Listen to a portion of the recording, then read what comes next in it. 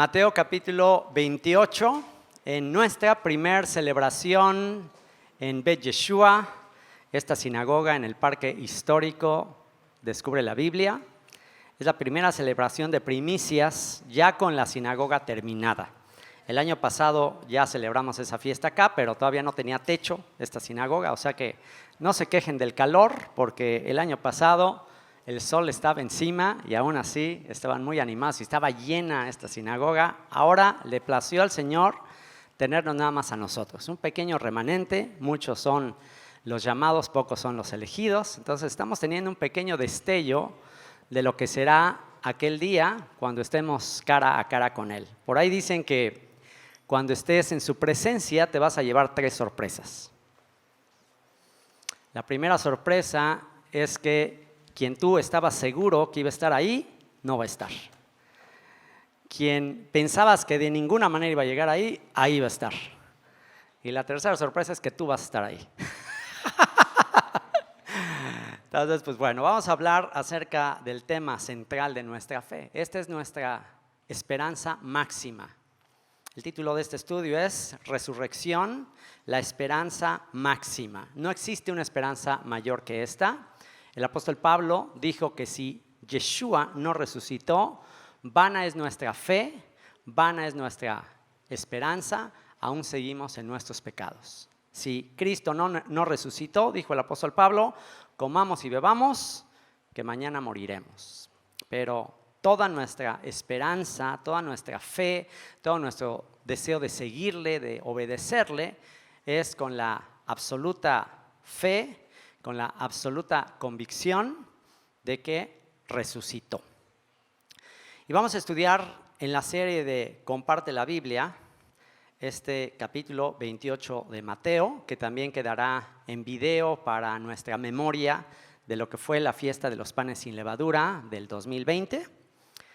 Y bueno, pues para aquellos que hubiesen querido estar con nosotros y no pudieron estar, también pensando en ellos, grabamos este video para después compartirlo con ellos. Así que bueno, Mateo capítulo 28, vamos a empezar leyendo desde el versículo 62 del capítulo 27 para agarrar un poquito de contexto, después de lo que sucedió en la cruz. Después de lo sucedido en la cruz, de hecho en el primer día de los panes sin levadura, en la cena de Pesaj, estuvimos reflexionando mucho en la muerte del Cordero. Y ese ha sido el tema. El tema ha sido la muerte del Cordero. Sufrió por nuestros pecados. Estudiamos Isaías capítulo 53. Fue muy conmovedor para nosotros entender la muerte de nuestro Salvador.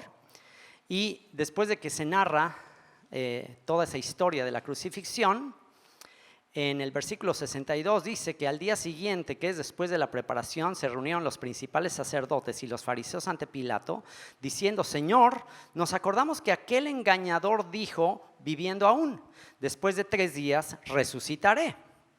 Manda pues que se asegure el sepulcro hasta el tercer día, no sea que vengan sus discípulos de noche y lo hurten y digan al pueblo: resucitó de entre los muertos, y será el postrer error peor que el primero. Y bueno, pues Yeshua había dicho: destruyan este templo y en 3 días lo levantaré. Y se refería acerca de su propio cuerpo. Les dijo: la generación incrédula y perversa demanda señal, pero señal no les será dada, sino la señal. ¿Cuál dijo que iba a ser la señal de que él era el Mesías? La señal de Jonás. Que así como Jonás estuvo en el vientre de un gran pez por 3 días y 3 noches, así el Hijo del Hombre estaría en las entrañas de la tierra 3 días y 3 noches, y al tercer día resucitaría. Y curiosamente este año, 2020, coincidió que los días estuvieran en el mismo orden de cómo fueron los días en tiempos que Yeshua murió y resucitó. De acuerdo a la tradición católica romana, él murió en un viernes, el famoso Viernes Santo, y luego resucitó el domingo en la mañana, pero ahí no son 3 días ni 3 noches. Ahí, por más que trates de contar, no hay 3 días y 3 noches. O sea que obviamente hay algo equivocado en la tradición católico-romana. Haciendo un análisis y armando el rompecabezas de los evangelios, puedes llegar a la conclusión de que el día que fue crucificado fue un miércoles en la tarde, a las 3 de la tarde murió de un miércoles, estuvo la noche del miércoles, la noche del jueves, la noche del viernes y el sábado de la tarde en adelante fue que resucitó. Cuando fueron a ver el sepulcro al amanecer del primer día de la semana, ya no estaba allí. Así que ahí están perfectamente los 3 días y las 3 noches. Hoy vas a entender mucho más la ceremonia que hacemos de Abdalá, de separación del Shabbat. Cada vez que hacemos la ceremonia de Abdalá, hoy vas a entender mucho más que esa ceremonia de Abdalá tiene mucho que ver con la resurrección del Mesías. Y bueno, pues aquí siguen empeñados los líderes religiosos, siguen empeñados de que no vaya a suceder una situación aún peor. Ellos, por supuesto, que están seguros de que no va a resucitar, pero piensan que es posible que los discípulos, con tal de seguir engañando a los demás, se van a robar el cuerpo. Así que por eso es que le dicen a Pilato que se asegure el sepulcro hasta el tercer día, no sea que vengan sus discípulos de noche y lo hurten y digan al pueblo resucitó de entre los muertos y será el postrer error peor que el primero. Y Pilato les dijo, ahí tenéis una guardia, id, aseguradlo como sabéis. Entonces ellos fueron y aseguraron el sepulcro, sellando la piedra y poniendo la guardia. ¿Qué significa sellar la piedra? Le pusieron el sello real. Le pusieron un sello, así como cuando en un negocio le ponen clausurado y tú no puedes quitar las calcomanías de clausurado porque te meten a la cárcel. Bueno, igual le pusieron un sello que prohibía la apertura del sepulcro y pusieron una guardia a que cuidara el sepulcro. Y dice en el capítulo 28, a partir del versículo 1, dice, pasado el día de reposo, y aquí hay toda una controversia, no nos vamos a meter en eso, si fue el día de reposo de la festividad o fue el día de reposo de la semana. Nosotros hemos llegado a la conclusión de que es el día de reposo de la semana, pasado el sábado. Al amanecer del primer día de la semana vinieron María Magdalena y la otra María a ver el sepulcro. Y en Marcos capítulo 16, versículo 9, y aquí está otra de las grandes controversias de por qué la iglesia cristiana celebra el domingo en lugar del Shabbat, es este tipo de versículos que dice que el primer día de la semana vinieron María Magdalena y la otra María a ver el sepulcro y ya no estaba, pero ahí no dice que resucitó el primer día de la semana. Dice que vinieron al sepulcro el primer día de la semana y el cuerpo ya no estaba. O sea que no podemos asumir que resucitó el primer día de la semana.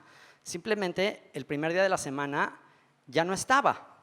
Algunos toman el versículo de Marcos capítulo 16, versículo 9, para afirmar que ahí claramente dice que resucitó el primer día de la semana. Vean lo que dice Marcos 16, 9. Dice, habiendo pues resucitado Jesús por la mañana, el primer día de la semana, apareció primeramente a María Magdalena, de quien había echado 7 demonios. Entonces, ese versículo es uno de los principales versículos que se utilizan para decir, ¿ves? Aquí dice que Jesús resucitó por la mañana, el primer día de la semana. Pero depende dónde le pones las comas. Tú una frase la puedes modificar totalmente de su sentido en relación a las comas. Por ejemplo, los testigos de Jehová, para que tengan un ejemplo de eso, como dicen que al morir no vas directamente a la presencia de Dios, sino que te quedas ahí en el sepulcro y será hasta la resurrección de los muertos que vas a resucitar. Cuando Yeshua le dice al que crucificaron al lado de él, cuando le dice, de cierto te digo que hoy estarás conmigo en el paraíso, le ponen la coma en un lugar diferente para adaptarlo a su doctrina y le ponen la coma en hoy. De cierto te digo hoy, coma, estarás conmigo en el paraíso. ¿Se dan cuenta? Un pequeño cambio en la coma ya modificó todo el texto. Y bueno, pues en el griego, en el hebreo, en realidad no hay esos puntos. Entonces tú puedes poner las comas para acomodar a tu doctrina. Pero si vemos que aquí en Marcos 16, 9, de lo que está hablando es de María Magdalena que va a ver el sepulcro. Entonces solamente le podemos cambiar la coma y verían qué diferente dice. Habiendo pues resucitado Yeshua,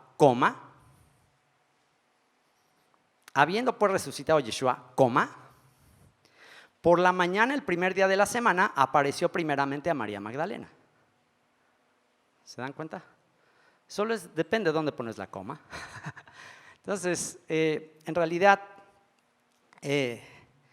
tú puedes usar el texto para adaptarlo a tu doctrina o simplemente tomar el contexto de las Escrituras, de que si Yeshua dijo que iba a estar 3 días y 3 noches en el sepulcro, pues muy simple, solo hay que contar 3 días y 3 noches exactas de las 3 de la tarde del miércoles, cuenta 3 días y 3 noches, y entonces tendría que haber resucitado el sábado a las 3 de la tarde. Si fue así muy puntual, sábado a las 3 de la tarde. Si, bueno, se tardó un poquito más, bueno, pues entre las 3 de la tarde y el inicio del primer día de la semana.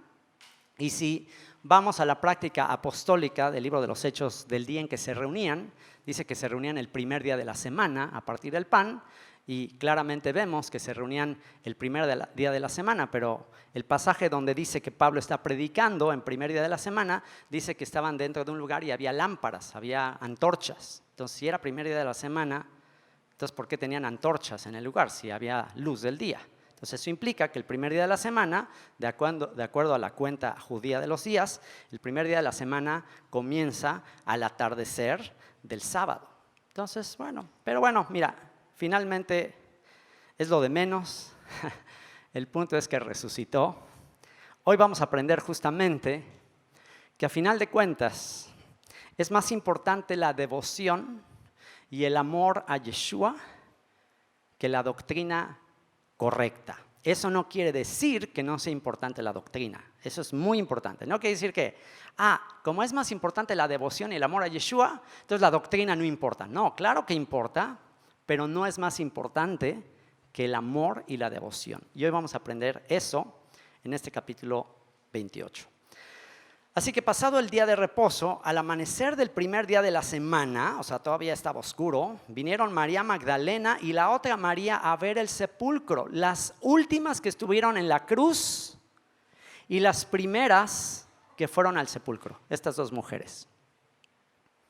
Y vamos a aprender de ellas una lección muy, muy hermosa, y es que ellas doctrinalmente no estaban en lo correcto, pero su devoción y su amor a Yeshua era superior a la de todos los que tienen una superdoctrina. ¿Dónde estaban los discípulos que estuvieron 3 años con él siendo enseñados, siendo instruidos? ¿Dónde estaban los grandes jajamim? ¿Dónde estaban los fariseos? ¿Dónde estaba la gente que incluso hubo gente que creyó en él, pero no estaban ahí? Estas mujeres son las que están ahí hasta el final y van ahí no con la convicción de que había resucitado. Ellas van con las especias aromáticas para ungir el cuerpo, porque no habían terminado de prepararlo. Y ellas van pues con la idea de embalsamar el cuerpo, de seguirlo, de terminar lo que comenzaron, de embalsamarlo. Esa era la idea que ellas iban. De hecho, iban preguntándose, ¿y cómo le vamos a hacer para entrar a la tumba? Pero ellas, sin saber cómo iban a hacerlo, ellas iban. Ellas iban ahí. Y dice, y hubo un gran terremoto porque un ángel del Señor, descendiendo del cielo y llegando, removió la piedra y se sentó sobre ella. Su aspecto era como un relámpago y su vestido blanco como la nieve. Y de miedo de él los guardas temblaron y se quedaron como muertos. Un gran temblor se llevó a cabo y fue removida la piedra. Y tú te preguntarás, ¿para qué fue removida la piedra? ¿Será que la piedra fue removida para que Yeshua pudiera salir? Yeshua le dijo, Padre, mándame un ángel para salir, estoy aquí atorado, estoy aquí encerrado en la tumba. Vemos que ya resucitado, él traspasaba las paredes, él pudo entrar a donde estaban escondidos los discípulos, estando las puertas cerradas. Entonces él no necesitaba que se removiera la piedra para salir. Entonces, ¿para qué se removió la piedra? Para que estas mujeres pudieran entrar. Esa fue la razón. Y ponte a pensar esto. Un terremoto, un temblor, la piedra es removida y la noticia más gloriosa de la historia de la humanidad se da a conocer. Su sacrificio fue aceptado. Resucitó. La muerte no pudo retenerlo. El sepulcro está vacío. Un general de apellido Gordon, el general Gordon, descubrió una tumba que corresponde a la descripción de la tumba en los evangelios y que causó un poco de controversia con la tumba antigua que se veneraba en el ámbito cristiano en Jerusalén. Porque si tú vas a Jerusalén actualmente y quieres ir al Gólgota y quieres ir a la tumba, bueno, pues depende. Si eres católico romano, te llevan al sitio católico. Y esa iglesia, la iglesia del Santo Sepulcro, de hecho está dividida entre diferentes grupos católicos antiguos. Está el catolicismo romano, está también el cristianismo ortodoxo griego, está la iglesia copta egipcia, están los cristianos etíopes y hay diferentes grupos que cada quien tiene su cajita de ofrendas en la iglesia del Santo Sepulcro y ahí ves las peregrinaciones y las procesiones yendo a ese lugar. Pero recientemente, no recuerdo bien si fue el siglo pasado, no fue hace mucho, de hecho fue en la época contemporánea, que se descubrió un nuevo sepulcro que tenía cerca un huerto y tenía una cisterna. Entonces, haciendo un análisis de lo que encontraron en ese sepulcro, y un sepulcro cavado en la roca, un sepulcro nuevo cavado en la roca que databa de tiempos de los evangelios, y entonces empezaron a considerar que de acuerdo a la descripción de ese lugar, era muy probable que más bien ese era el sitio original de la tumba. Y el saber cómo fueron determinados los lugares que venera la tradición cristiana romana principalmente en Jerusalén y en Galilea, en gran parte tiene que ver con la mamá de Constantino, que hizo un viaje por Tierra Santa y supuestamente ella iba caminando por cada lugar y ella decía, siento que aquí me late, que aquí fue la tumba. Entonces era como siguiendo supuestamente la guianza del Espíritu y ella decía, me late que fue aquí, aquí construyamos la iglesia. Entonces fue mucho en base, de acuerdo a algunos historiadores, en base al que le latía a la famosa Santa Elena, y en base a eso se construyeron todos estos sitios católicos, pero excavaciones posteriores, excavaciones sobre los límites de la ciudad de Jerusalén, que muestran que Jesús fue sacado de las murallas de Jerusalén, y muchos otros datos confirman que es más probable, es más fidedigno, es más bíblico, que es en este lugar al que principalmente van cristianos protestantes. O sea que en Jerusalén, 2 tumbas, si eres católico, romano, copto, egipcio, griego, ortodoxo, etcétera, de otras tradiciones, vas ahí a la iglesia del Santo Sepulcro, y si eres protestante, vas al jardín de la tumba, que está afuera de la puerta de Damasco, afuera de las murallas de la ciudad. Pero bueno, el punto y lo que me llamó la atención de este general Gordon es que se dice que cuando él la descubrió, y él era un hombre creyente, él era discípulo de Yeshua, que mandó a hacer un análisis de la tierra que había ahí en la tumba, mandó a hacer un análisis para ver si ahí había restos de cuerpos o restos de algún cuerpo corrompido para verificar que ahí estuvo sepultado alguien. Y los resultados de ese análisis que se hizo es que en ese sepulcro no se halló corrupción, no había habido un cadáver que se hubiese corrompido. Entonces ese fue otro detallito que a este general Gordon y a muchos más que ahora van a ese lugar, dijeron, no, pues seguro este es el lugar donde Yeshua fue crucificado. Y esa es la esperanza máxima del creyente, la resurrección del Mesías. Si Cristo no resucitó, dijo el apóstol Pablo, vana es nuestra fe. Si Cristo no resucitó, vana es vuestra fe. Un emperador japonés, queriendo erradicar toda doctrina cristiana del imperio de Japón y sabiendo que la esperanza del creyente es la resurrección de los muertos, mandó matar alrededor de 11,000 cristianos, muchos de ellos que habían sido misioneros, que fueron a compartir a Japón y hicieron a un montón de creyentes. Entonces él, sabiendo que la esperanza de estos creyentes era la resurrección de los muertos,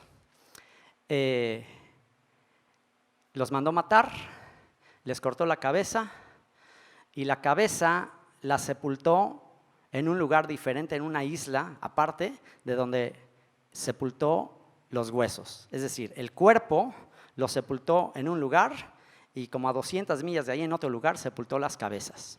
Por eso es que cuando encontraron esa gran tumba con todos esos cráneos, dijeron, caray, ¿por qué no está el resto del cuerpo? Y bueno, pues conociendo la historia, fue precisamente este emperador que dijo, a ver si es cierto que van a resucitar. ¿Cómo van a resucitar? Si la cabeza está aquí en este lado y el cuerpo de aquel lado. Pero no importa, aunque te haya comido un tiburón, aunque por supuesto que está prohibida la incineración, está prohibida, pero no importa lo que te haya pasado, si tú moriste con la esperanza de la resurrección de los muertos, el Señor es capaz de volver a crear, así como creó al primer hombre, de todas tus cenizas dispersas en todo el mundo, es capaz de levantarte de los muertos. Y esa es la esperanza central del creyente. Pasado el día de reposo, al amanecer del primer día de la semana, vinieron María Magdalena y la otra María a ver el sepulcro. Y hubo un gran terremoto, que un ángel del Señor, descendiendo del cielo y llegando, removió la piedra y se sentó sobre ella. Vivimos tiempos muy parecidos a este. Todo se está removiendo. De hecho, el apóstol Pedro dijo que era necesario que todas las cosas que se pueden remover serían removidas. Estamos viviendo una época así. Estamos viviendo época de grandes, grandes, grandes cambios. Hay una historia también de la vida real de un hombre que vivió un terremoto y su casa de repente se empezó a destruir poco a poco, sobrevivió, pero él cuenta la anécdota de que cuando veía cómo las vigas del techo y todo empezaba a caer y todo se empezaba a mover y los cuadros y todo, lo que le ayudó a tener un punto de referencia fue que en uno de los orificios del techo que se hicieron cuando todo se empezó a derrumbar, vio las estrellas. Y las estrellas le sirvieron como punto de referencia para no quedar como borracho y caerse ahí. Y es exactamente lo mismo con Yeshua. La resurrección de Yeshua es el único punto de referencia en un mundo en que todo se está removiendo. Y más con esto que estamos viviendo actualmente. ¿Por qué nos levantamos de madrugada todos los días cuando va a amanecer y nos levantamos a cantar? Estrella de la mañana, ven a iluminar mi alma, a mi corazón has llegado tú, oh mi rey, oh mi luz. ¿Por qué cantamos esa canción en la mañana? Esa canción es nuestra declaración de que nuestro punto de referencia es la estrella resplandeciente de la mañana.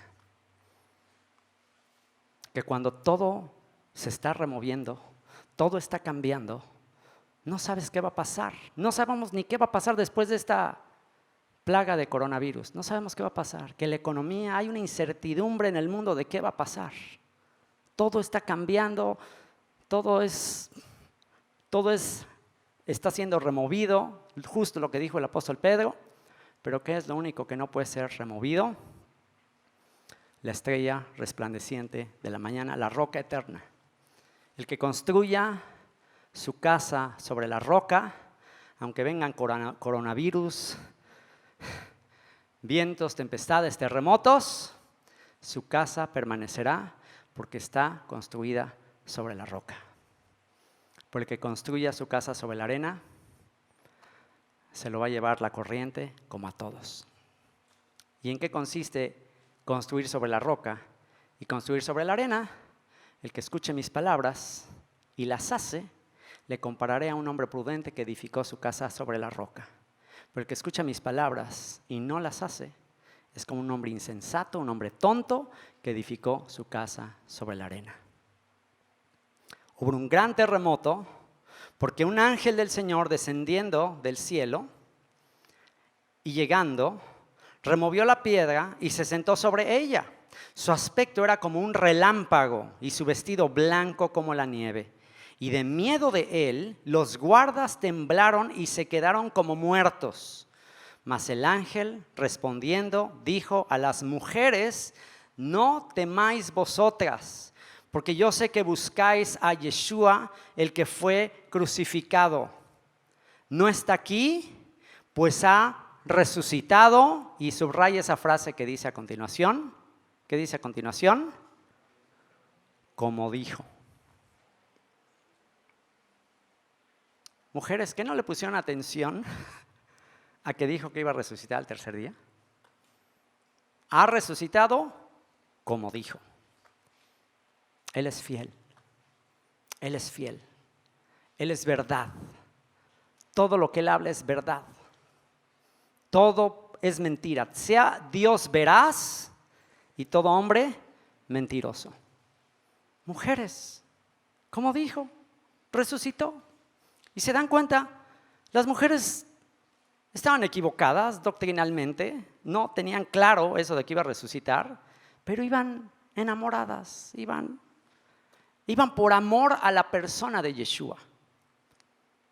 No iban con la expectativa del rey de los judíos que iba a venir a destruir a los romanos, no, iban por amor personal a su amigo, a su compañero de milicia, aquel que les consoló, aquel que tuvo compasión de ellas, aquel que tuvo misericordia. Iban por el Yeshua persona.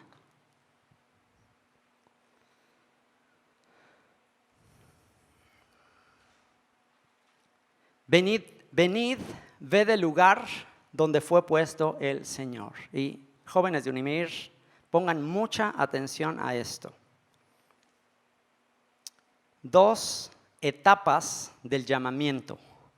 2 etapas del llamamiento para predicar de Yeshua. Si no tienes la primera, no puedes tener la segunda.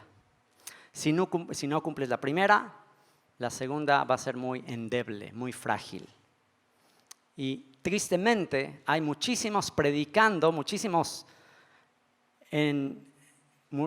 queriendo correr y ni siquiera saben caminar.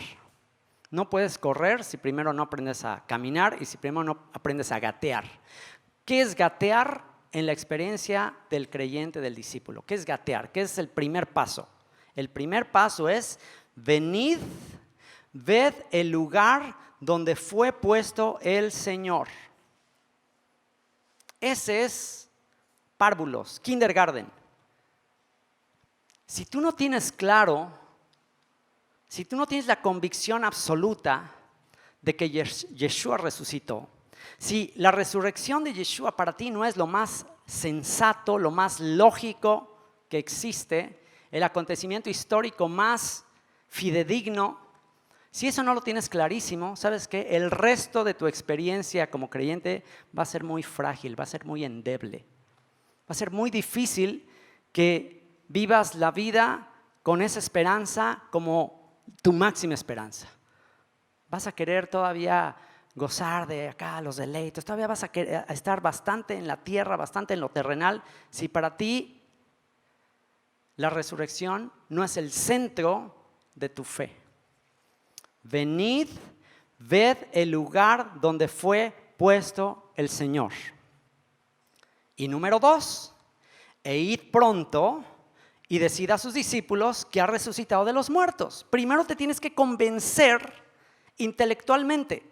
La fe cristiana o la fe en Yeshua como el Mesías o la fe judeocristiana no es un suicidio intelectual, no es una fe ciega, no es, bueno, pues tengo que desconectar mi cerebro para creer lo que está escrito en la Biblia. Si tuvieras que desconectar tu cerebro para creer lo que está escrito en la Biblia, entonces no podrías amar a Dios con toda tu mente. Y la Biblia te manda a amar a Dios con toda tu mente. Y si Él creó un cerebro que puede hacer preguntas y puede cuestionar, y que si algo no le convence, pues simplemente lo rechaza, Él no te puede forzar a creer algo que es ilógico. Por más que pretendas y que finjas, bueno, pues mira, yo no sé si resucitó, pero pues bueno, lo voy a seguir. No, qué tontería. Claro que no. Claro que no, pues daría lo mismo, entonces sigue a cualquier otro. ¿Por qué le seguimos? ¿Por qué damos la vida? ¿Por qué estaríamos dispuestos no solamente a morir por Él, sino a vivir por Él? Porque resucitó, porque nos consta. Y no es necesario que vayas a la tumba, ahí a Jerusalén, y que investigues todo esto del general Gordon. No es necesario que hagas todo esto. Solamente tienes que investigar los hechos. Solamente tienes que investigar las diferentes teorías. Así como actualmente ya surgieron un montón de teorías de lo que causó el coronavirus. ¿Han visto todas esas opciones? Opción A. Es una conspiración. Opción B, causado por China. Opción C, causado por Estados Unidos. Opción D, y hay un montón de opciones. No sé si van así en el orden o no, pero cada quien ya cree su propia versión. También es lo mismo en el tema de la resurrección de Yeshua. Hay diferentes opciones. Y a lo largo de la historia ha habido ateos famosos que han puesto sus propias ideas con respecto a la muerte y negando la resurrección de Yeshua. Yo fui influenciado muy profundamente y los mejores años de mi vida de juventud, por la influencia de esta teoría, los viví totalmente perdido, haciendo cosas de las cuales hoy me avergüenzo. Y me llama mucho la atención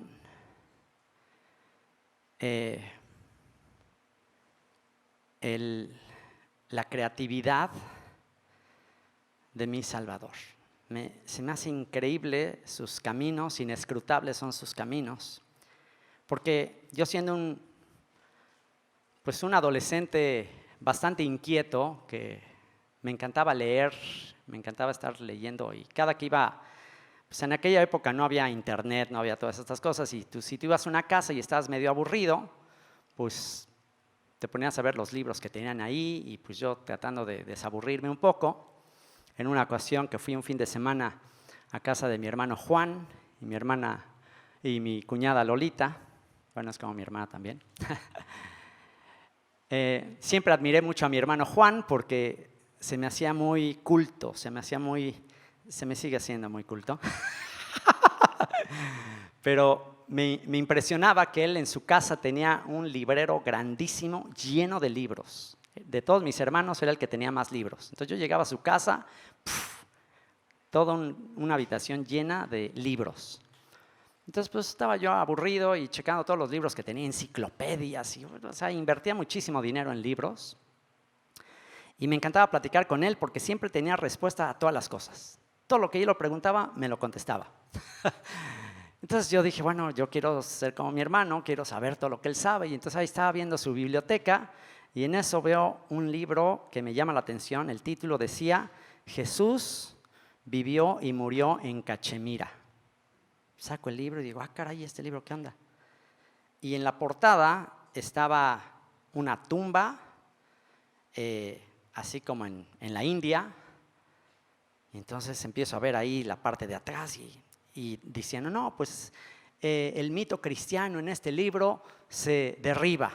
Y aquí les vamos a demostrar pruebas de que Jesús no murió, como dice la tradición cristiana, en la cruz, sino que después de que lo crucificaron, lo metieron a la tumba y en realidad no se murió, sino que se desmayó. Entonces se desmayó, pensaban que estaba muerto, pero se desmayó. Ese tipo de cosas no te las dicen y pues yo a los 14 años, todo ingenuo y pues escuchando algo novedoso y odiando la iglesia tradicional, pues dije, esto es lo que yo quería saber. Ya decía yo que esta iglesia que alucino, algo nos estaba engañando. Ese libro fue la clave para tomar como excusa, apartarme de todo lo relacionado con la fe y la religión y Dios y Cristo, etcétera. Y me lo empecé a devorar y en resumen lo que dice el libro es que, y ahora que ya lo analizo, no de 14 años, pero de 52 años, ya digo, pero qué barbaridad. O sea, ¿cómo pude creer esa cosa tan absurda? Y bueno, falta de madurez, falta de sentido común y, por supuesto, inclinación al mal, que va a tratar de usar cualquier excusa para liberarte, según tú, de toda rendición de cuentas a un creador, y fue el terreno fértil para un joven inexperto y necio como yo. Y me puse a leerlo y decía que, pues sí, se desmaya y ahora ponte a pensarlo desde esta manera. Lo meten a la tumba después de la golpiza que le pusieron, después de los soldados mercenarios que eran asesinos profesionales y que se tenían que asegurar que moría el prisionero y que pusieron una guardia en la tumba y que Jesús sencillamente despertó de su desmayo, removió la piedra de toneladas, burló a los soldados, se fue caminando hasta la India, se casó, tuvo hijos, vivió muy feliz y murió en Cachemira. Ya te lo resumí. Ya te resumí mi pensamiento absurdo de años que me llevaron a hacer grandes tonterías. Y como esa teoría, te podía decir muchas otras. Y no vale la pena desperdiciar tiempo en argumentos de aquellos que, pretendiendo ser sabios, se hicieron necios y cambiaron la gloria del Dios incorruptible en semejanza de hombre corruptible, de aves, de cuadrúpedos, de reptiles, y que trataron de detener la verdad con la mentira.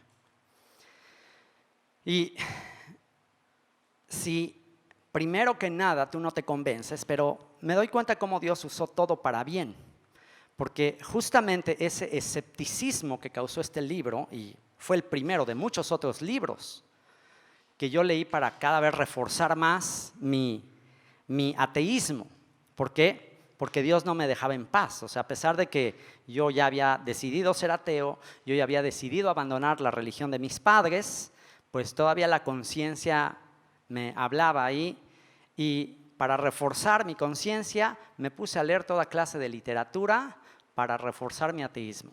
Literatura de Carl Sagan, literatura de Ryu, estos libritos de caricaturas, el manual del perfecto ateo y muchos otros, yo para reforzar mi incredulidad. Y que al analizar todo eso y compararlo con lo que está sucediendo con estas mujeres, me doy cuenta que a mí me pasó exactamente lo mismo que a estas mujeres, estando totalmente equivocado doctrinalmente. Nada más que a mí aún peor, porque por lo menos estas mujeres lo apreciaban, estas mujeres lo amaban. Estas mujeres iban ahí por Yeshua, la persona, iban ahí. Yo ni siquiera le busqué, yo ni siquiera pregunté por él, a mí no me interesaba. Yo contaba chistes burlándome de él. Pero este pasaje me identifico con él y vean lo que dice. Verso 7, id pronto y decid a sus discípulos que ha resucitado de los muertos. Ok, una vez que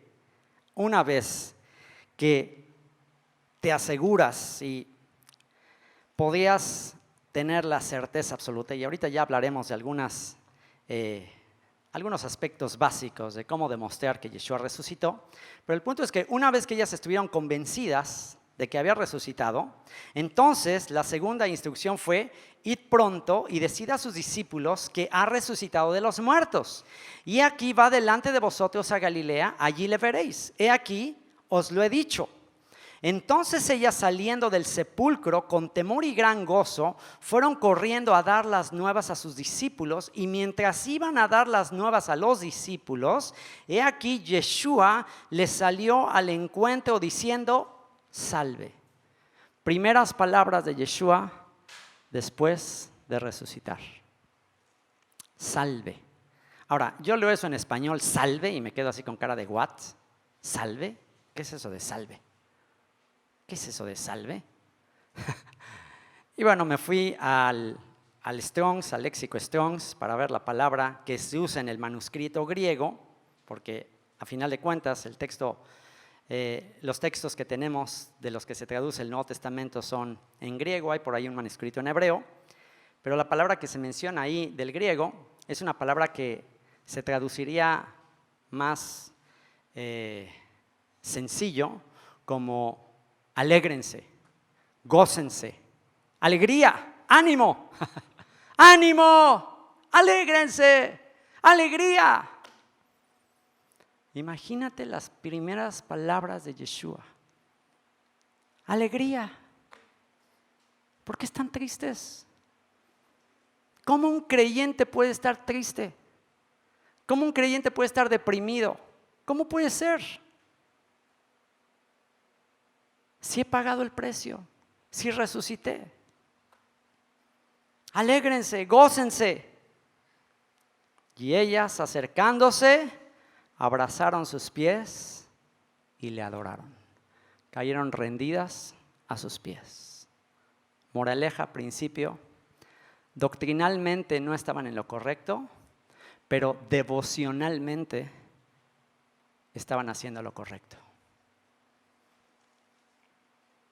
Y eso es lo que importa. Muchas veces podemos caer en el error y una vez más lo reitero, no es que no sea importante la doctrina, es muy importante la doctrina, pero que no pienses que la doctrina es suficiente, que con que conozcas el léxico y el Strong's y el número Strong's y el hebreo y el griego y el arameo y con todo eso, ya eso es suficiente. No, porque los que sabían eso no estaban ahí. Y ellas, sin tener quizás toda esa parte doctrinal, ahí estaban. ¿Y qué crees? A ellas que estaban con una devoción, con un cariño fraternal, correcto, se les manifiesta y les dice: alégrense.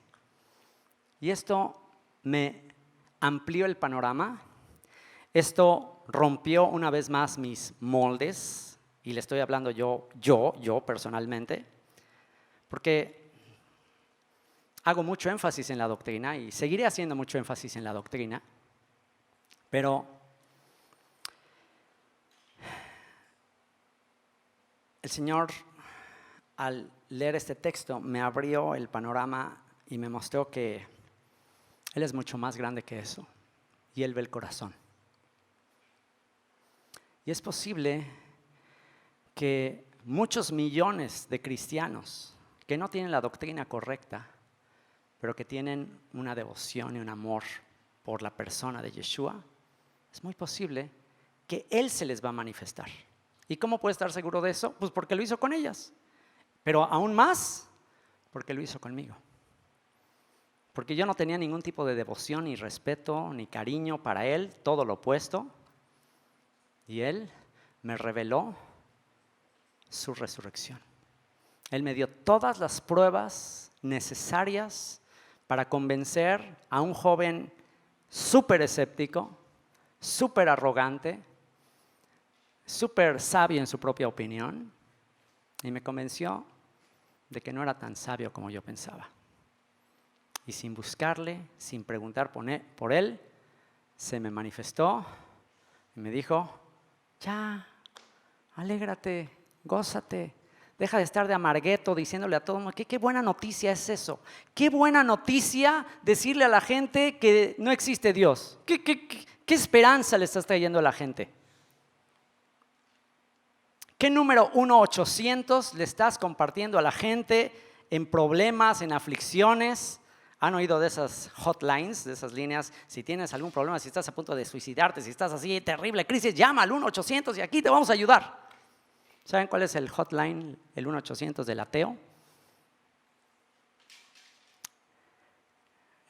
la hotline del ateo, si llamas, nunca te contestan. Nadie contesta. Qué buena noticia. Vas a vivir tu vida para estar quitándole lo poco de esperanza a la gente. Si ya no podemos tener esperanza en este mundo que se está removiendo todo, que todo está cambiando, que se está llenando de virus, de crisis económica y de todo, si ya no hay esperanza en este mundo y les dices que después de esta vida tampoco hay esperanza, pues entonces, ¿ya qué? Y les digo que me impresiona la paradoja y la manera en que Dios hace las cosas. Y hoy que me puse a analizar y estudiar este mensaje, y pensé que esa esperanza me fue robada y me fue quitada y me hizo perder años muy valiosos de mi vida por estar ahí en la casa de mi hermano Juan viendo libros, y que mi hermano Juan también era bastante escéptico. ¿Quién iba a creer que hoy, al compartir este mensaje sobre las primicias, iba a estar mi hermano Juan aquí en vivo? Iba a estar aquí en vivo, pudiendo estar en cualquier otro lugar. Ni siquiera él mismo se explica qué lo trajo a este lugar en esta crisis que estamos encerrados y ya no hay opción y no se puede ir a ningún lugar por el momento. Y él mismo se está preguntando por qué está aquí. Y yo creo que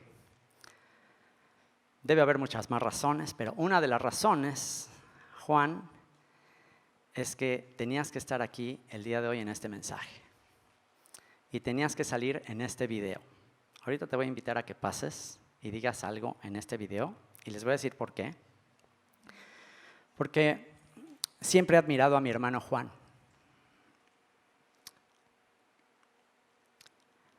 De chiquito lo admiraba muchísimo. Yo era muy malo para jugar fútbol y él era buenísimo. Y yo quería jugar como él y no podía. Tenía muchas preguntas. Siempre estaba yo pregunte y él tenía muchas respuestas. Sabía de todo y si no sabía lo inventaba. Y siempre se me hacía muy mesurado, muy tranquilo.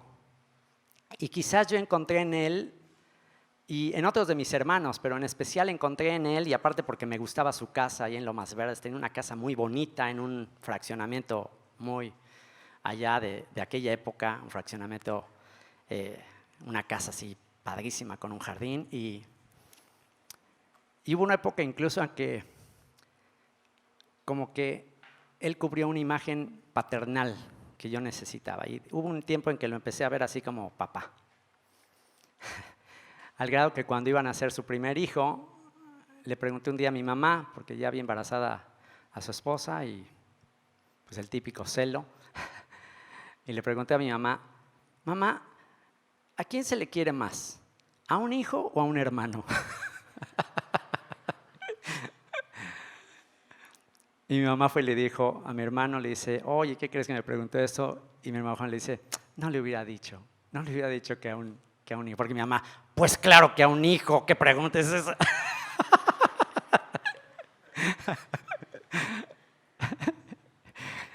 Y ya para consolarme, como premio de consolación de que sí me quería como a un hijo, a su primogénito le puso Juan Antonio. Y hoy le pregunté, oye, Juan le pusiste por ti, obviamente, pero ¿Antonio le pusiste por mí? Me dice, le dije, o por mi tío Toño. Me dice, por los dos. Pero bueno, hoy le preguntaba y me alegra tanto tener a mi hermano cerca de mí en esta época de mi vida y ver cómo Dios transformó todo para bien. Y luego, ¿quién iba a creer que yo sería el que le compartiría la esperanza de Cristo, de la resurrección, de la vida eterna a mi hermano Juan? En un periodo de crisis, en un periodo donde todo su conocimiento y todo lo que sabía se colapsó, en un momento verdaderamente de bancarrota, le prediqué de Cristo y él abrazó la fe y es uno de mis trofeos más apreciados. Y ahora que platicaba con él, he pasado estos Shabbats en que hemos estado más así en familia, poder estar cerca de él ha sido muy agradable y le pregunté, considerando la edad que tiene, que me lleva alrededor de 20 años más o menos, y le dije, ¿qué te falta por hacer en esta etapa de tu vida? ¿Qué te faltaría como para decir ya, ok, terminé, ya siento que ya completé mi misión? ¿Qué sientes que te falta? Y me dijo que sentía que le faltaba escribir un libro. Y le dije, ¿un libro? ¿Sobre qué? ¿Cuál es el tema del libro? Dice, un libro sobre la muerte. Dije, ¿un libro sobre la muerte? Le dije, wow, tienes que ir hoy al estudio de Mateo 28. Justo vamos a hablar de la muerte y la resurrección. Y le dije, algo vas a recibir ahí para tu libro. Y ha estado consiguiendo referencias, ya está comenzando el proyecto de su libro. Espero que pronto lo tenga listo. Pero le pedí que me compartiera más o menos en qué va, o sea, qué enfoque le va a dar a este libro de la muerte.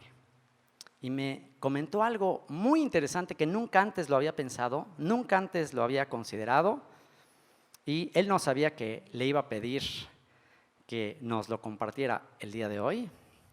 Pero, ¿por qué no nos compartes, por favor, ese enfoque que le quieres dar a tu libro sobre la muerte? La parte que dices que nos han engañado. Dinos por qué nos han engañado. Por favor, pasa, por favor.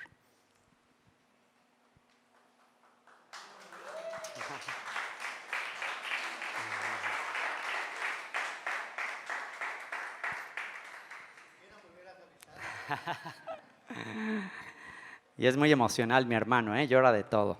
Ya lo verán. Buenas tardes. Gracias por estar aquí en este momento. Creo que para empezar no me lo esperaba. De hecho, no había pensado venir. Estas últimas sesiones de la sinagoga me las he perdido por tantas recomendaciones que nos han hecho acerca de no salir. Mi esposa y yo ya estamos en el grupo de más vulnerabilidad, que es de la tercera edad, y entonces mi plan, la verdad, era no salir más. Pero bueno, aprovechando que vi muy entusiasmado a Toño de este tema, me hizo recapacitar y bueno, accedí a venir, pero nunca esperé que pudiéramos estar ahora en esta circunstancia. Sí me hizo esas preguntas acerca del libro y yo traigo una gran carga sobre este tema de la muerte porque aparte de que ya siento que se me acerca la hora, han estado ocurriendo decesos de mis familiares y de mis amigos contemporáneos. Entonces, pues eso me ha hecho recapacitar y tratar de dejar un legado acerca de este tema tan importante, al que no le damos importancia, al que no le prestamos atención. Y bueno, he estado investigando, para empezar me di cuenta que me metí en un problema al escoger este tema porque no es nada fácil. Creo que es un tema muy, muy, muy complicado y siento que al hacer un poquito de análisis de lo que está sucediendo, de la historia acerca de la muerte, me siento, como le decía yo ya a Toño, me siento engañado junto con toda la gente porque estamos más enfocados y más preocupados por la muerte física, por la muerte del cuerpo, que realmente lo importante que es la muerte del alma. Y yo creo que es un engaño del enemigo porque todos estamos fijándonos en comer más sano, en hacer más ejercicio, en conservar este cuerpo que por más que queramos, estamos convencidos de que es finito, o sea, no tiene remedio. El cuerpo va a morir,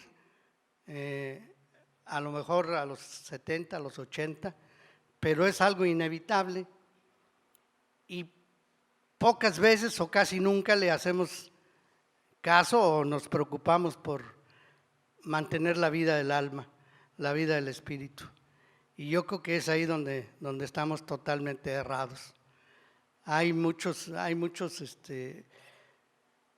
programas de rejuvenecimiento, muchos programas de entrenamiento y todo va enfocado al cuerpo. Pero yo poco he escuchado o poca publicidad tiene el enfoque de darle prioridad al espíritu, que yo creo que es lo que debíamos de cuidar. Y en el momento en que pudiéramos hacer eso, creo que el cuerpo pasaría a ocupar el lugar que le corresponde, que no es el primer lugar. Entonces, bueno, en el momento en que pudiera yo tener más avances de este libro, me gustaría mucho poder compartirlo. Le doy gracias a Toño por la oportunidad, les doy gracias a todos ustedes por su presencia. Ha sido muy gratificante conocerles.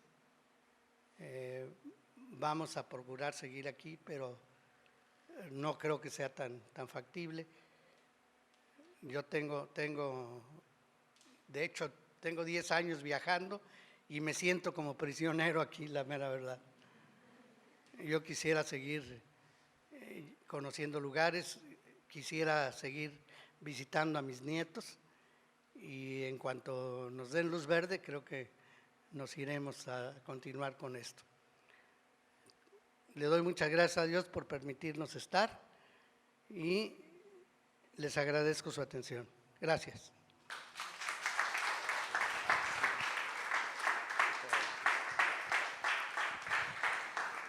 Todo el tiempo anda viajando con su maletita, parece sobrecargo, anda de un lado para otro, él y su esposa. Qué increíble tener una esposa que lo sigue a todas partes. Tiene nietos y todo, pero qué curioso que cuando íbamos a tocar este tema, Fiesta de las Primicias, le tocó estar aquí encerrado, sin opción, para compensar algo. Estamos viviendo la época de la restitución de todas las cosas. Y ese libro que tenía en su casa y que causó tanto daño, ahora es restituido y ahora se muestra que todo fue para bien. Y al contrario, el conocer todos los argumentos que se oponen a la resurrección se me hacen tan absurdos que ahora se me hace de mucho más convicción predicar la vida eterna de Yeshua. Así que se cumplió el propósito, ahora sí ya te puedes ir a seguir viajando por el mundo y sobre todo a compartir este legado a tus nietos. He aquí Yeshua les salió al encuentro diciendo: alégrense, gócense, alégrense. Y ellas, acercándose, abrazaron sus pies y le adoraron. Entonces Yeshua les dijo: no temáis, id, dad las nuevas a mis hermanos. Y subraya esa frase: dad estas nuevas a mis hermanos. No les dijo: den estas nuevas a los incrédulos. ¿Qué dice? A mis hermanos. Para que vayan a Galilea y allí me verán. Y allí me verán. Ese es el corazón de Yeshua. Ahora, una cosa es haber supuesto, haberte imaginado cómo iba a ser la cruz, cómo iba a ser el sufrimiento. Una cosa es imaginarte cómo iba a ser, pero les aseguro que como fue, no se acercaba a como realmente fue. Les aseguro que por más que trató de imaginarse, una cosa es que tú te imaginas lo que duelen los latigazos y los clavos, una cosa es que te imagines y otra cosa es que lo sientas, ¿no? Como dicen por ahí, los toros de lejos se ven muy fáciles, de lejos se ve fácil, pero ya cuando estás ahí enfrente del toro, auxilio. Dijo: fuertes toros de Basán me han rodeado. Una cosa es haberlo pensado y otra cosa es haberlo hecho. Y imagínate que después de haber padecido, después de haber sufrido, después de tremenda tortura, y no nada más eso, muere y dice en Efesios capítulo 4, acompáñenme por favor, a Efesios capítulo 4, 8 y 9. Y dice el apóstol Pedro que también bajó en esos 3 días. ¿Qué hizo Yeshua en esos 3 días que estuvo en el sepulcro? ¿Qué hizo su alma? Su cuerpo estaba en el sepulcro, pero su alma, ¿a dónde fue? Según el apóstol Pedro, fue y predicó a los espíritus encarcelados, los que se rebelaron en la época de Noé. Y Efesios 4, vean lo que dice. O sea, que él estuvo muy activo en esos 3 días y 3 noches. Vean lo que dice Efesios 4. Y vamos a leer desde el versículo 7. Dice, pero a cada uno de nosotros fue dada la gracia conforme a la medida del don de Cristo. Por lo cual dice, subiendo a lo alto, llevó cautiva la cautividad y dio dones a los hombres. Y eso de que subió, ¿qué es? Sino que también había descendido primero a las partes más bajas de la tierra. ¿Sabes a dónde fue? Fue al infierno mismo. Fue a proclamar su victoria. Fue, según la carta a los hebreos, a arrebatarle las llaves de la muerte al que tenía la potestad de la muerte. ¿Quién tenía la potestad de la muerte? ¿Quién tenía la autoridad de la muerte? El diablo. El diablo tenía la potestad de mantener en el sepulcro a todos los humanos. Él tenía la autoridad por el pecado del ser humano. Pero dice que Yeshua bajó, le arrebata las llaves a Satanás, le predica a los espíritus encarcelados y luego sube y va a la diestra del Padre. Y estando a la diestra del Padre, después de haber padecido lo que padeció, después de haber estado en el infierno, después de haber vivido todo lo que tú y yo merecíamos, ¿qué pudo haber dicho estando a la diestra del Padre? Ya habiendo probado el precio del pecado, ya habiendo probado el precio de la rebelión, ya habiendo probado todo eso, pudo haber cambiado de opinión y decir, ¿sabes qué? Ahora sí, Padre, vamos a freírlos a todos. Todos esos traidores, todos estos incrédulos, ahora les voy a demostrar quién ríe mejor. Pudo haber acabado con todo. ¿Y hubiese hecho algo injusto? No. Ahí hubiera acabado todo. Pero ¿qué dice que hizo? Dice, por lo cual dice, subiendo a lo alto, llevó cautiva la cautividad. ¿Y qué dice? Y dio dones a los hombres. Esos son los famosos dones del Espíritu. Sube y mientras Él está allá, ¿qué está haciendo? Dando dones espirituales. Todos esos dones que tú y yo tenemos son gracias a Él. Entonces, eso es exactamente lo que significa pagar bien por mal. Lo que nosotros hicimos en contra de Él, Él lo transforma para bien. Justo lo que hizo Yosef en Egipto. Y cuando sus hermanos entran a Egipto, ¿qué hace? Se convierten ahí en la familia más apreciada. Los alimenta, los sustenta. Los hermanos estaban todos preocupados porque dijo, ahora sí se va a vengar, ahora sí. Dice, seguro nada más está esperando que se muera nuestro papá y nos va a ir como en feria. Y cuando muere el papá, hasta van con una mentirilla que no era cierto, pero ellos la inventan. Y van con José y le dicen, oye, nuestro papá nos dijo antes de morir que no te vas a vengar de nosotros. ¿Y qué hizo Yosef? Claro que no. Lo que ustedes pensaron mal en mi contra, Dios lo transformó para bien. Y es exactamente el corazón de Yeshua. Cómo pagó toda tu maldad, cómo pagó toda tu blasfemia, cómo pagó toda mi burla, cómo pagó toda mi incredulidad, cómo pagó todas mis bromas pesadas, cómo pagó toda mi falta de esperanza que difundía muchísima gente. ¿Cómo lo pagó?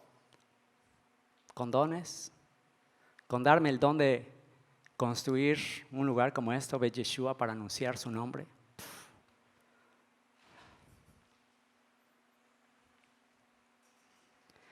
Me funde el cerebro.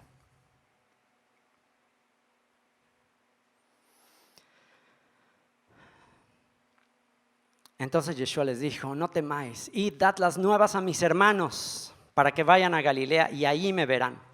Mientras ellas iban, he aquí unos de la guardia fueron a la ciudad y dieron aviso a los principales sacerdotes de todas las cosas que habían acontecido, y reunidos con los ancianos y habido consejo, dieron mucho dinero a los soldados, diciendo, decid vosotros, sus discípulos vinieron de noche y lo hurtaron estando nosotros dormidos. Y fíjate nada más lo absurdo de la mentira. La mentira es absurda. Por eso dice que la luz en las tinieblas resplandece y las tinieblas no pueden prevalecer. O sea, la mentira es absurda. La mentira es ilógica. La mentira no le hace justicia a la brillantez y al intelecto del ser humano. Fíjense qué argumento tan absurdo. Los soldados dicen que estando dormidos vinieron los discípulos. ¿Y cómo sabían que fueron los discípulos si estaban dormidos? Si estaban tan profundamente dormidos de que pues, no se dieron cuenta, ¿cómo sabían que fueron los discípulos? Pero así es la mentira absurda. Y otra cosa absurda históricamente es que la pena de quedarte dormido como soldado, ¿sabes cuál era? ¿Sabes qué pasaba si como soldado te quedabas dormido? Estando de guardia, la muerte. Hechos capítulo 12, Pedro se escapa de la cárcel y matan a los guardias. Hechos capítulo 16, el carcelero de Filipos ya se iba a suicidar porque pensó que se había escapado Pablo y todos los presos. Lo fue a detener Pablo porque dijo, aquí estamos. Te mataban automáticamente. Pero, pues no los mataron. De repente ya los vieron millonarios, de repente ya los vieron ahí con todo el dinero. Y dice, y si esto lo oyere el gobernador, nosotros le persuadiremos y os pondremos a salvo. Y esto me llamó mucho la atención porque dice que los que hicieron esto fueron los principales sacerdotes.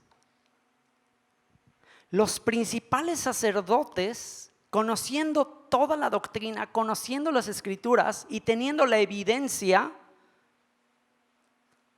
engañaron, corrompieron y quisieron mantener al pueblo judío en este error hasta la fecha. Porque vean lo que dice así, lo que continúa diciendo en el verso 15. Y ellos, tomando el dinero, hicieron como se les había instruido. Este dicho se ha divulgado entre los judíos hasta el día de hoy. Hasta el tiempo que se escribió este evangelio, se había difundido que los discípulos se robaron el cuerpo. Y todavía hasta la fecha.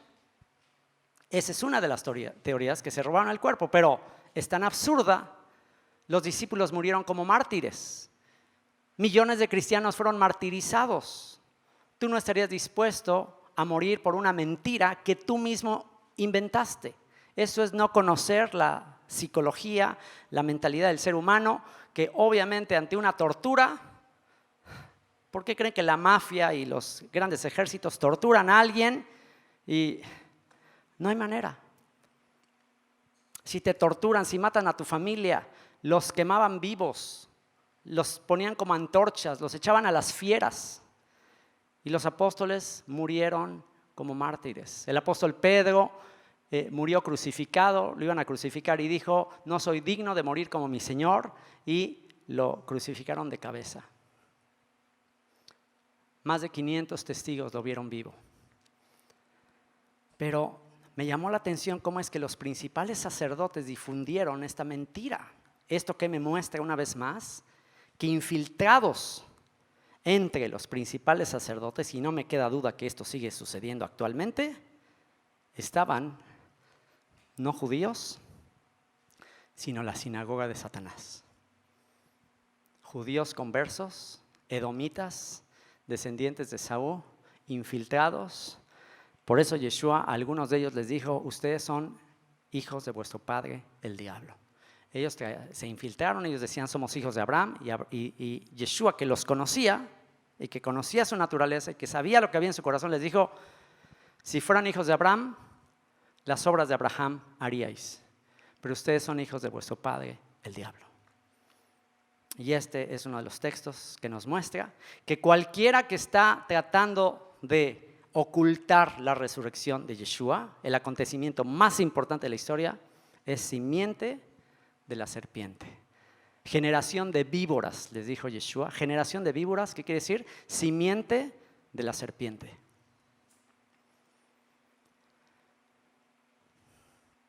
Pero los 11 discípulos se fueron a Galilea, al monte donde Yeshua les había ordenado. Al monte donde Yeshua les había ordenado. ¿Cuál sería ese monte en Galilea? A donde les dijo, ahí los voy a ver. Bueno, ¿en qué monte les anunció que moriría y resucitaría al tercer día? ¿En qué monte? En el monte Hermón. El monte más alto en la región de Galilea. Y dice, y cuando le vieron, le adoraron, pero algunos dudaban. ¿Y cómo sabemos que es el monte Hermón? Porque toda la obra de Yeshua tiene que ver con lo que sucedió originalmente en el monte Hermón. Eso lo pueden ver en el Salmo 68, que habla sobre el Evangelio. El libro de Enoc hace referencia a eso. El tema de los vigilantes, el tema de los ángeles caídos, que hicieron un juramento, que descendieron a la cima del monte Hermón para ir a corromper toda la tierra. Y toda esa maldición, toda esa rebelión que causaron estos ángeles, en ese momento Yeshua viene a revertir la rebelión del monte Hermón. Y por eso dice en el verso 18, y Yeshua se acercó y les habló diciendo, toda potestad me es dada en el cielo y en la tierra. Estar en la cima de un monte era el punto de conexión entre los cielos y la tierra. Por eso es que los lugares altos, las cimas de las montañas, se utilizaban para rendir culto a los espíritus. Así que Yeshua en ese monte, el monte más alto de Israel, se para ahí, conectando cielos y tierra, y dice, toda potestad, toda autoridad me ha sido dada en los cielos y en la tierra. En otras palabras, el Padre me ha dado la autoridad de reinar en los cielos y en la tierra. Por tanto, id y haced discípulos a todas las naciones. ¿Qué les está diciendo aquí? Vamos a revertir lo que sucedió en este monte, cuando los ángeles caídos se rebelaron para ir a corromper a toda la tierra. Ahora vamos a componer toda esa situación y ahora ustedes vayan a conquistar las naciones con mis enseñanzas. Los ángeles caídos fueron a pervertir a la humanidad, ahora a través de mis enseñanzas voy a traer a todos a la obediencia al Dios Altísimo, a Elión. Vayan a anunciarle a las naciones que he vencido y que se me ha dado toda autoridad y que se rindan a mi autoridad. Toda potestad me es dada en el cielo y en la tierra, por tanto, id y haced discípulos a todas las naciones. Vamos a conquistar la tierra. Vamos a conquistar la tierra. Y luego viene una frase que es bastante controversial, no nos vamos a meter tanto en esa, bautizándolos en el nombre del Padre y del Hijo y del Espíritu Santo. Es un texto controversial, que si está en los manuscritos originales o no, no está en algunos manuscritos, y una de las pruebas de que está o no está, más bien es que en la fórmula del libro de los Hechos, de cómo se bautizaban, no hay una sola mención en que se diga que bautizaban en el nombre del Padre, del Hijo y del Espíritu Santo. Cada que se menciona el bautizo, se dice que eran bautizados en el nombre de Yeshua. Así que bueno, pero ese no es el tema. El punto es, vayan a las naciones. En el manuscrito hebreo no aparece ese texto, nada más aparece, hagan discípulos en las naciones. Vamos a conquistar al mundo. Y esa es la función del creyente. La función del creyente, y por eso te alcanzó. Por eso nos alcanzó en nuestras naciones, en nuestros países, por eso nos alcanzó. Porque tú en tu nación, tú en tu país o en el lugar a donde te mande, a donde quiera que te mande, tienes que reconquistar el mundo para Él. Tienes que enseñar a la gente a seguirle. Ahora, hacer discípulos no quiere decir que los hagas discípulos tuyos, porque por ahí hay en ocasiones corrientes doctrinales donde se enseña que hagas discípulos, y ahí está el famoso G12 y muchas otras corrientes, en que tú tienes tus 12 discípulos y este tiene a sus 2 y a sus 2 y a sus 12, y estos son discípulos tuyos. Entonces ya cada quien tiene a su propio maestro, y eso contradice lo que dice 1 Corintios 1, que en realidad Cristo no está dividido. Y eso ya estaba pasando en la iglesia primitiva. Algunos empezaron a seguir a Apolos, otros empezaron a seguir a Pablo, otros empezaron a seguir a Kefa, a Pedro. Y entonces Pablo les dice, ¿acaso Cristo está dividido? No. O sea, ustedes tienen que seguir a Yeshua. ¿Qué somos nosotros? Apolos. Pablo, ¿qué somos? Somos colaboradores. Uno siembra, otro riega, pero el que da el crecimiento es el Señor. Así que jóvenes de Unimeir, jamás vayan a decirle a nadie que ustedes son mis discípulos, que Dios me libre. No vayan a decir jamás, somos discípulos de Yosef. No, auxilio. No, esa no fue la orden que Yeshua le dio a sus discípulos. Vayan y hagan discípulos a todas las naciones, enseñándoles que guarden todas las cosas que os he mandado. ¿Se dan cuenta? Yo, igual que ustedes, soy discípulo. Entonces, tú y yo estamos creciendo juntos como discípulos. Estamos aprendiendo juntos. Y bueno, pues unos llevan un poco más de tiempo que otros, pero todos estamos aprendiendo juntos. Todos estamos aprendiendo a ser discípulos. Así que vayan y hagan discípulos. Ve a ser discípulos de Yeshua. No vayas a ser discípulos tuyos. Cuando Juan el Bautista se empezaron a ir todos sus discípulos, tenía sus propios discípulos. De hecho, Pedro y Andrés eran discípulos de Juan originalmente, y de repente se empiezan a ir con Yeshua y vienen con Juan y dicen, oye, se te están yendo, ya te estás quedando sin chamba. ¿Se acuerdan qué dijo Juan el Bautista? Yo les dije que Él es el que habría de venir. Yo no soy. Yo solo vine a preparar el camino. Es necesario que yo mengüe y que Él crezca. Enseñándoles que guarden todas las cosas que os he mandado, y he aquí, yo estoy con vosotros todos los días. ¿Hasta cuándo? Hasta el fin del mundo. ¿Tienes temor del fin del mundo? ¿Tienes temor de que este virus mundial ya empiece las plagas del fin del mundo, las tribulaciones del fin del mundo? No te preocupes. Él dijo, yo estaré con ustedes todos los días hasta el fin del mundo. Y lo mejor que nos puede pasar es que venga el fin del mundo. Que venga el fin de esta era de la humanidad y que se establezca el reino eterno del Hijo de David y se levante el tabernáculo caído de David. Vamos a orar. Padre, te damos muchas gracias porque esta es nuestra esperanza. Esta es nuestra esperanza fundamental, Señor. Te ruego que afirmes a estos jóvenes en la esperanza. Señor, si tú no hubieses resucitado, no existiría la fe en ti. Como dijo Gamaliel, ese famoso rabino, déjenlos en paz. Si esto es falso, si esto es una mentira, se terminará como muchos otros falsos mesías que una vez que murieron se acabó su movimiento. Como Bar Kokhba y como muchos otros líderes que dijeron ser el Mesías y que se acabó su movimiento. Pero como dijo ese sabio Gamaliel,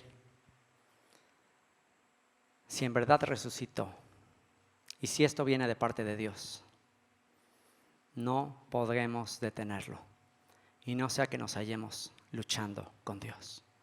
Perdona a tu pueblo, Señor. Perdona a tu pueblo incrédulo que se han creído esta mentira. Perdónale, Señor. Ten misericordia de ellos, así como tuviste misericordia de mí, que siendo un blasfemo, ateo, incrédulo, burlón, cínico, tú te rebelaste, Señor. y si lo hiciste con alguien que te odiaba, que te era totalmente indiferente, si lo hiciste conmigo, lo puedes volver a hacer otra vez. Señor, ayúdanos a tener compasión de aquellos que quizás doctrinalmente no están en lo correcto. 2,000 millones de cristianos en el mundo que quizás no tienen la doctrina correcta, pero tienen la devoción correcta, que te aman en lo personal, y ayúdanos a tener la sensibilidad y el amor que tú tuviste para presentarte directamente con esas mujeres y decirles: alégrense, gócense, vayan a anunciar que he resucitado. Gracias por ese llamado que le estás haciendo a estos jóvenes de ver el sepulcro vacío, el acontecimiento histórico que cambió para siempre nuestra bancarrota humana, que nos da la esperanza de que ni la muerte, ni la vida, ni ángeles, ni principados, ni coronavirus, ni crisis económicas, ni ninguna otra cosa creada son para siempre. Todo es temporal, todo es pasajero. La gloria del hombre es como la flor del campo, como la hierba que se seca. La hierba se seca, la flor se marchita, pero tu palabra permanece para siempre, Señor. Y tú vives y reinas por los siglos de los siglos. Tú vives y reinas. Al que está sentado en el trono, al Cordero, sea toda la gloria, Señor.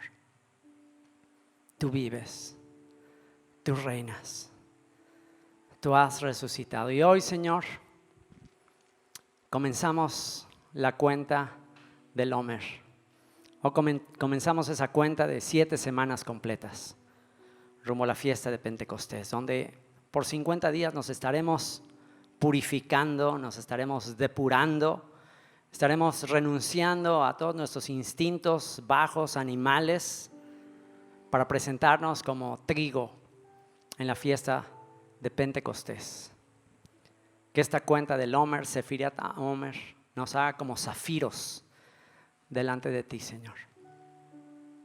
Y Señor, que el día de hoy que celebramos la fiesta de las primicias, nuestros nombres que están escritos en el libro de la vida, y que ahora tenemos la convicción de que si tú resucitaste, como está escrito, si el espíritu de aquel que resucitó a Cristo de entre los muertos mora en vosotros, el que resucitó de los muertos a Cristo Jesús, el Mesías Yeshua, vivificará vuestros cuerpos mortales. Y Señor, perdónanos si hemos puesto nuestra mirada en lo terrenal, en lo corruptible, en lo temporal, en lugar de ponerlo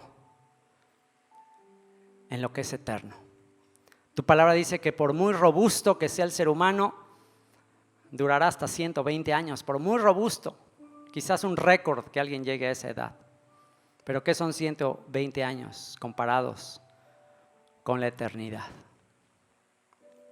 Una eternidad donde tú dijiste: voy pues a preparar morada para vosotros.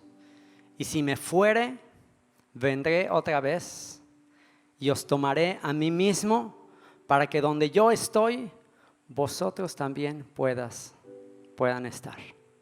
Qué esperanza dichosa, qué esperanza bienaventurada, que no viviremos para siempre en este cuerpo corruptible, en este cuerpo que cada día es más difícil levantarlo.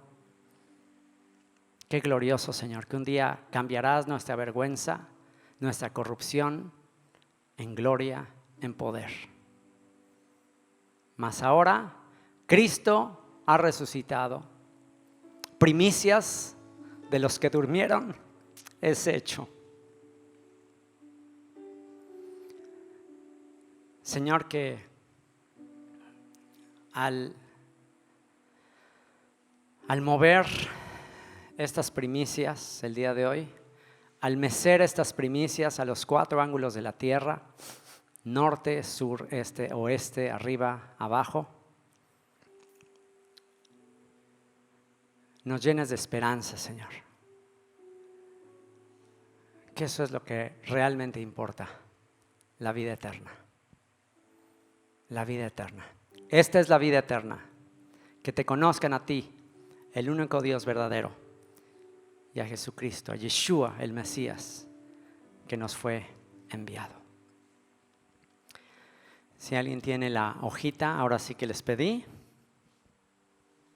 Y le voy a pedir a 4 hombres voluntarios que me ayuden. Y pongan este talid. Y vamos a levantar simbólicamente el tabernáculo caído de David. Este talid, este manto de oración representa el tabernáculo caído de David. Si quieren, muéstrenlo ahí para que en video los que lo van a ver lo sigan. Este es el tabernáculo caído de David, una representación que va a ser levantado. ¿Y cuándo es que será levantado el tabernáculo caído de David? Cuando los huesos secos escuchen su voz desde los sepulcros y se levanten de entre los muertos. Una gran multitud incontable. La casa de Israel, la casa de Judá, como primicias, estos nombres. Y alguien más, Don Ángel, ¿me podría ayudar a tomar uno de esos? Ahora entienden por qué cada elemento, por eso les digo que no me muevan las cestas y la decoración que hay aquí, porque todo lo que hay aquí de decoración tiene que ver con nuestra esperanza. Esto que estamos poniendo aquí es un homer, es alrededor de 2 kilos, de cebada simbólica que vamos a poner aquí, y vamos a hacer un ejemplo, una representación de lo que se hacía en el templo cuando se llevaba el homer. En un día como hoy se llevaba el homer, medida de peso, 2 kilos, alrededor de 2 kilos, y se mecía de un lado así, 4 veces, y luego van a girar, exactamente, y ahora giren la otra vez, ahora mécenla.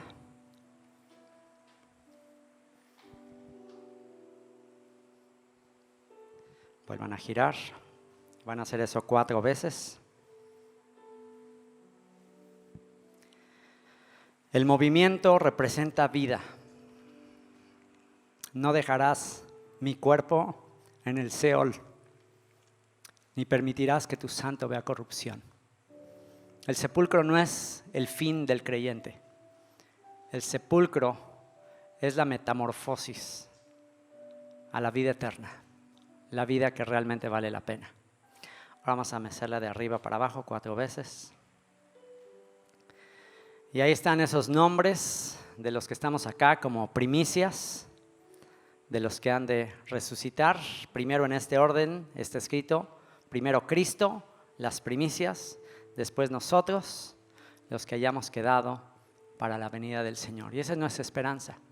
En aquel día en que se oiga el sonido del shofar.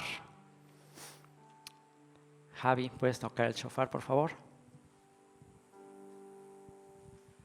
Una representación de aquel día cuando se toque el shofar y los muertos en Cristo resucitarán primero, luego nosotros, los que hayamos quedado, hasta el regreso del Señor, le recibiremos en las nubes. Y hoy inicia nuestra cuenta del homer.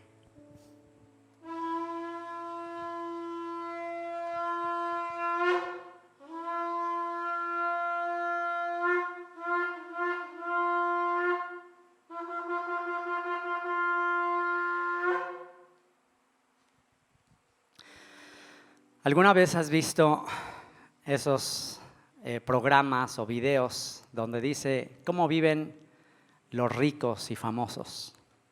Y te muestran sus mansiones de millones de dólares, y sus autos deportivos, y sus yates, y todos los lujos, y te quedas así como viendo y diciendo, uff, qué increíble sería eso. Alguien, la verdad, no se hagan los espirituales. La verdad, La verdad, no ves esos videos y dices, híjole, sí estaría increíble. La verdad. Bueno, ¿sabes una cosa? Cosas que ojo no vio, ni oído oyó, ni ha subido al corazón del hombre, son las que Dios ha preparado para los que le aman. Esas grandes mansiones, esos grandes lujos, no se pueden comparar a la morada que Él fue a preparar. Mar de cristal, el trono semejante a un diamante refulgente, millones de ángeles que cantan la más hermosa armonía, la música más hermosa que jamás vas a escuchar en tus mejores audífonos de marca. No se compara a lo que vamos a vivir ahí. Mar de cristal, calles de oro. Lo que para nosotros es sublime, hoy oro, será el pavimento.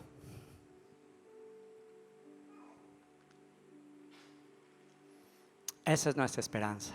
Y los ricos, con sus grandes mansiones, con sus Lamborghinis, con sus Ferraris, y los ricos, parábola de rico y Lázaro, anhelando aire acondicionado y diciéndole al pobre ahí que padecía, moja por favor tu dedo y mitiga este dolor. ¿Y cuál fue la respuesta? Tuviste tus bienes en vida. Tuviste tus bienes en vida. Bendito sea el Señor, porque nos dijo, el que quiera salvar su vida, la perderá.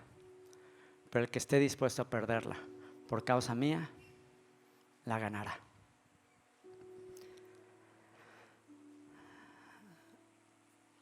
No podía concluir adecuadamente este servicio de primicias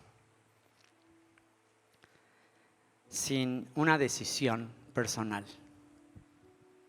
Una decisión en la que tú,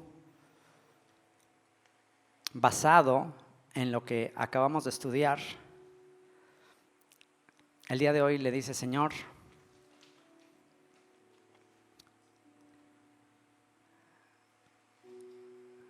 quiero seguirte. Ya entendí, Señor, cuál es mi máxima esperanza. Este estudio tuvo como propósito mostrarte la esperanza máxima del creyente. Y si tú conscientemente el día de hoy comprendiste, si el día de hoy te encontraste con el Mesías resucitado que dijo que estaría con nosotros todos los días hasta el fin del mundo, y si Él está aquí, y seguro que Él está aquí, porque Tomás dijo, hasta no ver, no creer, y Yeshua lo estaba oyendo. Y Yeshua se le presentó y le dijo, no seas incrédulo, sino creyente. Dichosos los que sin ver creyeron. Si tú el día de hoy eliges creer sin ver, te voy a invitar a que ante Él dobles tu rodilla, le levantes, le exaltes muy en alto y hagas lo mismo que hicieron estas mujeres. ¿Qué hicieron estas mujeres cuando les dijo alégrense y se presentó ante ellas? ¿Qué hicieron? ¿Se acuerdan? Cayeron a sus pies y le adoraron. ¿Quieres hacer lo mismo que estas mujeres? Vamos a postrarnos a sus pies y vamos a adorarle.